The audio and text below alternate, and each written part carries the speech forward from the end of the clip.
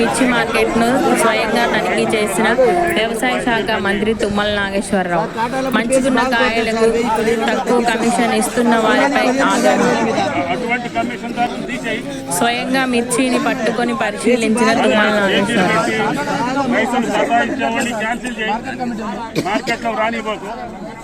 టాటాలప్పుడు తిరగట్లేదు sir, మొత్తం market మొత్తం తిరగట్లేదు. మనం కమిటీ మెంబర్స్ రేట్ పెట్టినాక పేసీలు పెట్టకుండా రేట్ పెట్టి మళ్ళీ తగ్గించలేదు.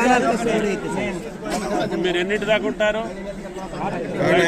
ఎప్పుడు ఒక గంటలో హైదరాబాద్ నుంచి డైరెక్టర్ రమ్మంటారు.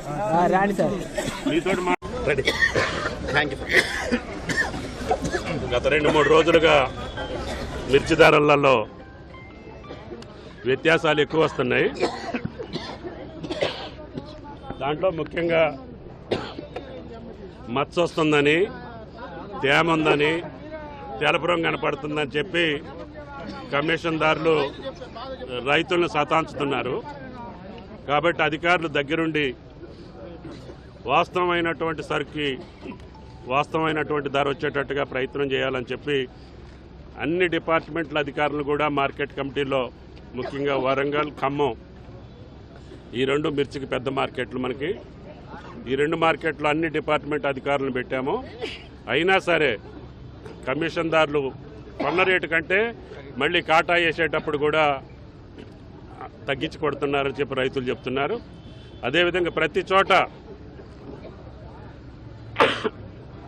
రైతును ఇబ్బంది పెడుతున్నారనేదే రైతుల యొక్క ఘోష. అధికారులకు చెప్పేది, అటువంటి కమిషన్దారులున్నా, కొనుగోలుదారులున్నా, ఖరీదారులున్నా మీరు కనిపెట్టి ఇంకా అవసరమైతే ఇంకా కొన్ని డిపార్ట్మెంట్లను తీసుకొని క్వాలిటీ ఉన్నటువంటి సరుకుని హైయెస్ట్ రేట్ వచ్చేటట్టుగా, మ్యాక్సిమం రేట్ వచ్చేటట్టుగా ప్రయత్నం చేయమని చెప్పి అడిగాం. అదేవిధంగా ఈరోజు 20,600 వరంగల్లో ఉంది. ఇక్కడ 20,000 100కే కొన్నారు. 500-600 తేడా ఉండటానికి అవకాశం లేదు.